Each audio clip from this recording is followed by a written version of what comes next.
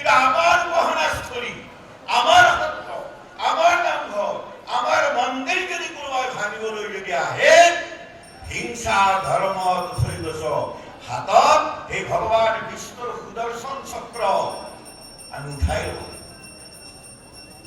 সেইকাৰণে বৰ্তমান সময়ত কিমান দিন আমি আমাৰ খাই থাকিম, আমি কাকো মাৰিবলৈ নাযাওঁ, কিন্তু আমাক যদি কোনোবাই আক্ৰমণ কৰিবলৈ আহে, আমাৰ ধৰ্মৰ ওপৰত যদি কোনোবাই আঘাত সানিবলৈ আহে, আমাৰ সংস্কৃতিৰ ওপৰত যদি আঘাত সানিবলৈ আহে, আমাৰ মঠ মন্দিৰৰ ওপৰত যদি কোনোবাই আক্ৰমণ কৰিব আহে, তেতিয়া তাক যোগ্য প্ৰত্যুত্তৰ দিব লাগিব।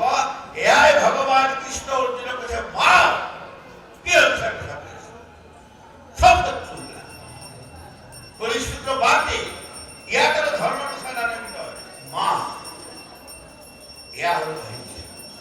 এই অহিংসা পৰম ধৰ্ম মানে কি? কাকো হিংসা কৰিব নালাগে। কিন্তু ভগৱান কৃষ্ণইতো অৰ্জুনক হিংসা কৰাৰ কথাই ক'লে। তাৰমানে অৰ্থাৎ অহিংসা পৰম ধৰ্ম, ইয়াৰ পিছত আৰু এই বাক্যটো ইয়াত শেষ হোৱা নাই। কিন্তু অহিংসা পৰম ধৰ্ম, ইয়াৰ পিছত কি আছে জানেনে? হিংসা ধৰ্ম তথৈবচ। পিছৰখনি আমি পাহৰিলো, আগৰখনি মুখস্থ গাই দিলো।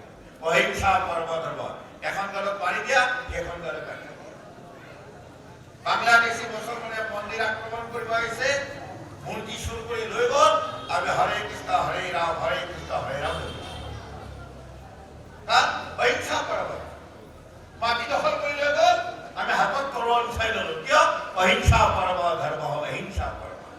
পিছৰ শুনিবা, এইকাৰণে গীতাত কৈছে অহিংসা মানে অহিংসা পৰম ধৰ্ম, হিংসা ধৰ্ম তথৈবচ। অৰ্থাৎ তোমাক যদি তুমি কাকো আক্ৰমণ কৰিব নালাগে, মই কাকো হিংসা নকৰো, কিন্তু মোক যদি কোনোবাই হিংসা কৰিবলৈ আহে, মোক যদি কোনোবাই মাৰিবলৈ আহে, মই হাতখন দাঙি দিব লাগিব নে নালাগে? এয়া হ'ল অহিংসা। আমি কাৰো